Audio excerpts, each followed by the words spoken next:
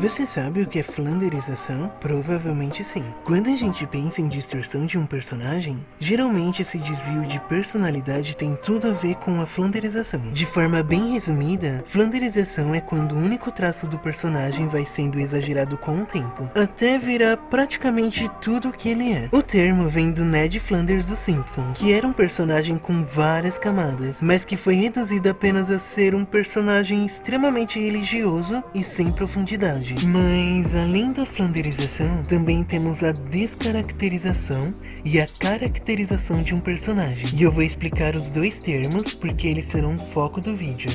Diferente da flanderização, que exagera um único traço do personagem, a descaracterização acontece quando um personagem age de uma forma que não combina com seus traços estabelecidos. É quando as características originais são perdidas, ignoradas ou contradizem tudo que o personagem acredita, pensa ou faz, geralmente em prol do roteiro. Por exemplo, um personagem sempre apresentado como inteligente começa a agir de forma burra pro roteiro ficar engraçadinho. A mudança drástica nos traços físicos do personagem também pode ser considerado descaracterização quando o único motivo é usar pautas de extrema importância de forma errada e transformar elas em pautas vazias. Já a caracterização seria o processo de construção da personalidade de um personagem. Isso inclui também seus traços físicos e psicológicos, modo de falar, de se vestir, de agir, objetivos, medos, manias. É nessa construção que o personagem é apresentado com suas complexidades e camadas. Por exemplo, um herói que é corajoso, mas que é inseguro em relação à liderança, à vida amorosa. Vale lembrar também que muitas vezes a caracterização dos personagens é construída ao longo do tempo. Um personagem que no começo não se importa com as pessoas, mas ao decorrer do tempo a trama mostra que ele pode ter empatia e que ele não é tão ruim como parecia ser. Nesse caso, isso não pode ser considerado uma descaracterização do personagem, mas sim a construção dele. É o que podemos chamar de camadas, evolução e redenção. Camadas é o que torna um personagem complexo. Um personagem que é posto como corajoso e responsável, mas que também tem seus medos e suas falhas, por exemplo. As camadas também fazem parte da evolução. Por exemplo, quando o personagem se aceita, ou quando o personagem egoísta passa a ter empatia pelas outras pessoas, e por aí vai. E redenção é quando um personagem, geralmente antagonista, tem uma evolução tão grande que ele pode se tornar bom. Esses tipos de construção são diferentes do que conhecemos como flanderização e descaracterização, pois a forma que vão sendo introduzidas na trama respeita o roteiro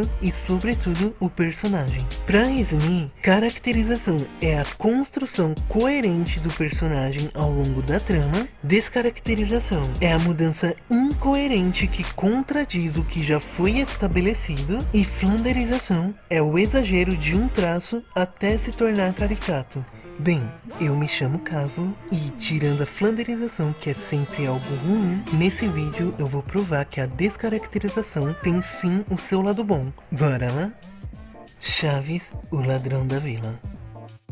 Acredito que todos conhecem esse episódio do Chaves, né? Tem um novo vizinho na vila, o Senhor Furtado, que começa a furtar os objetos dos personagens da vila, só que um dos ferros que ele rouba, ele acaba escondendo no barril do Chaves, que é encontrado pelo Kiko, daí o Chaves aparece, e todo mundo começa a chamar ele de ladrão. E é justamente nessa cena que acontece uma descaracterização absurda da maioria dos personagens, com exceção da Dona Florinda e do Kiko. O Seu Madruga, mesmo dando uns cascudos no Chaves, tem um grande carinho por ele, e a Chiquinha mais ainda. Seu Madruga e a Chiquinha jamais acusariam Chaves de ser um ladrão, pelo menos não antes de perguntar sobre o ferro que foi encontrado no barril dele. Não faz nenhum sentido Seu Madruga e a Chiquinha acusarem o Chaves injustamente, pois faz parte da caracterização dos dois personagens serem empáticos com o Chaves. Um contraponto a esse episódio seria aquele onde o Chaves atropela o gato do Kiko e o Seu Madruga e a Chiquinha ficam ao lado justamente do Chaves, pois não faz parte da personalidade deles acusarem o Chaves.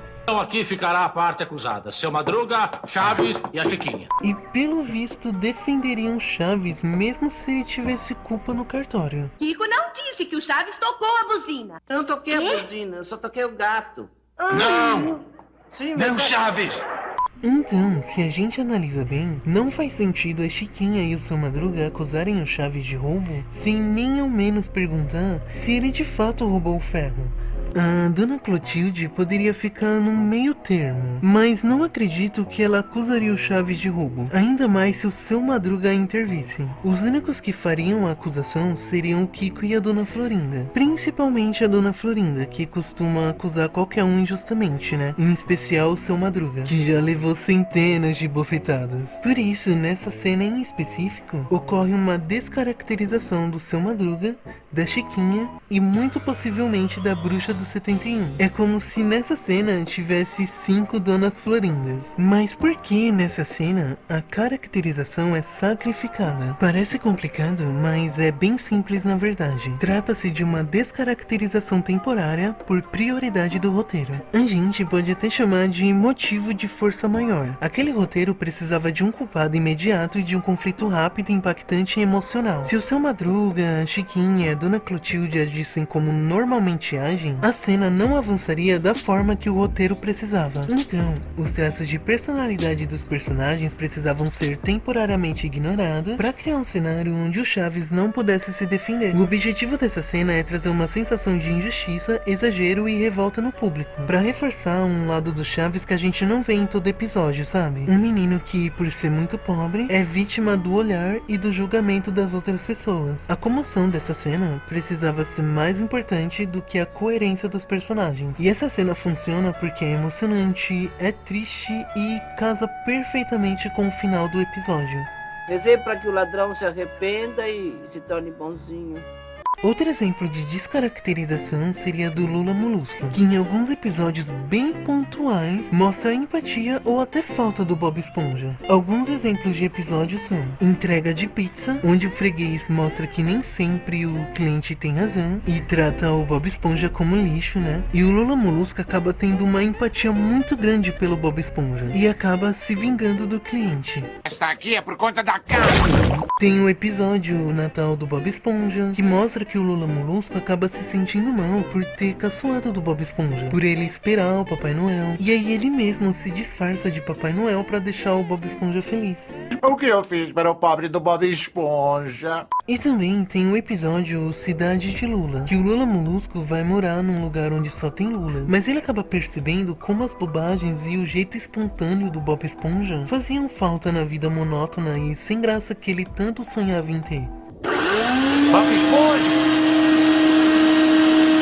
Esses episódios são bons exemplos de descaracterização temporária, onde o personagem age de forma que não é natural para fazer a trama funcionar naquele determinado ponto em específico, pois a mensagem final que é entregue ao público é mais importante do que a preservação das características do personagem. Só não confundam esses exemplos como parte da caracterização do personagem. A gente até pode pensar que o Lula Molusco ter empatia pelo Bob Esponja em alguns momentos faz parte da evolução dele. Para que isso seja verdade, veríamos o Lula Molusco suportar um pouco mais o Bob Esponja, mas não é isso que acontece, pois o ódio do personagem é essencial para a construção de vários episódios. Mas, nesses casos que eu mencionei, a descaracterização não é algo ruim, pois é algo inesperado e novo. Em vez de ser só mais um episódio de Chaves ou só mais um episódio de Bob Esponja, essa quebra repentina de padrão em alguns episódios deixa a trama mais rica, pois é algo pontual e não permanente. Também nem cheguei a mencionar as vezes que a Dona Florinda finalmente trata o seu Madruga justamente, chegando a elogiar ele. A breve mudança de característica dela nesses poucos episódios funciona como um alívio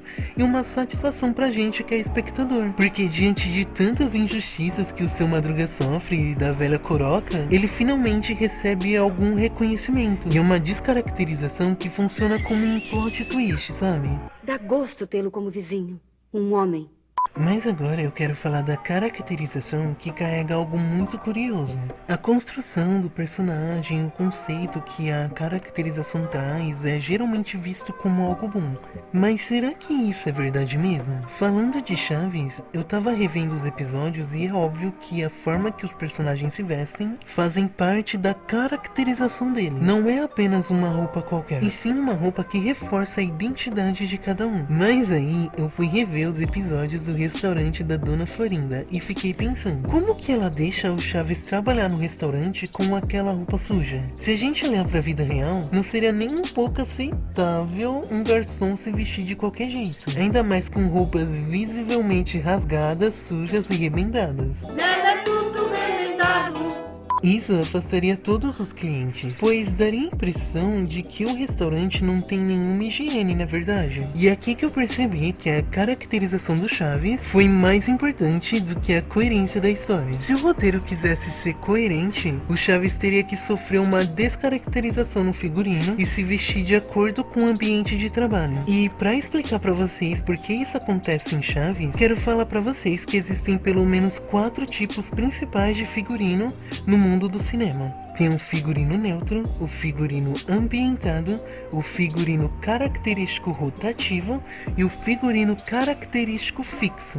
O figurino neutro quase nunca diz muita coisa sobre o personagem, e isso não é necessariamente ruim, tá? Muitos filmes e séries fazem isso. Os personagens usam roupas comuns, sem um visual marcante ou simbólico. São figurinos que não são pensados para comunicar personalidade.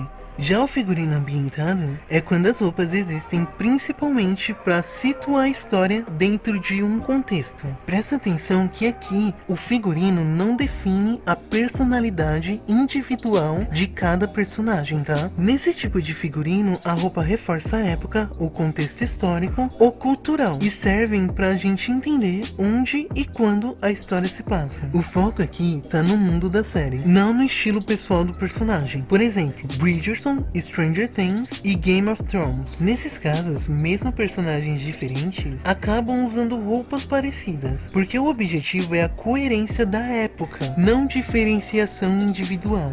O figurino característico rotativo, as roupas são trocadas o tempo todo, mas diferente do figurino neutro, os personagens nunca perdem a identidade. Mesmo os personagens trocando de roupa, esses figurinos sempre contam a história do personagem. O que eu quero dizer é que os personagens nunca perdem a identidade ao trocar de roupa. O que se mantém não é a roupa em específico, mas sim o estilo, a vibe e de que forma a roupa é coerente com o personagem. A Raven de As Visões da Raven é um dos exemplos. Cada episódio ela aparece com roupas e cabelos diferentes, mas ela sempre tá vestida de forma estilosa, como se estivesse por dentro do que tava na moda, dentro do contexto do seriado. E isso reforçava uma das características dela, o amor pela moda e de fazer roupas. Pra resumir, as roupas mudam, mas fazem sentido pro personagem. E por fim, o figurino característico fixo, que seria aquele que o personagem quase nunca muda de roupa, e esse visual se torna parte do personagem. É um figurino tão marcante que qualquer um reconhece o personagem de longe, como se a roupa fosse um uniforme, tá ligado? Você já sabe quem é, mesmo se o personagem não fala nada. Exemplos são heróis da Marvel, da DC, Turma da Mônica e, claro, Chaves, né? Todo mundo usa praticamente a mesma roupa sempre. Isso ajuda a fixar o personagem na memória do público. Aqui o figurino não evolui porque ele já é a identidade do personagem, sabe? Diante disso tudo, por que o Chaves não troca de roupa trabalhando no restaurante da Dona Florinda? É porque o seriado segue a lógica do seu próprio universo, e não pelo realismo. A série funciona dentro do seu próprio contexto, cômico e simbólico. As roupas velhas do Chaves é um figurino característico, e é tão característico que se ele trocasse de roupa, não faria sentido pra gente. A roupa representa a condição social e emocional do personagem. A roupa do Chaves não se adapta às situações, e dentro do contexto do seriado, não é descuido do roteiro. No Chaves, a roupa não acompanha a situação, ela acompanha tudo que o personagem representa. E é por isso que o incoerente no Chaves é tão coerente. E se você gostou desse vídeo, peço por favor para deixar um like, um comentário e se inscrever no canal. Isso me ajudaria pra caramba e eu agradeceria muito. Por hoje eu vou ficando por aqui e falou!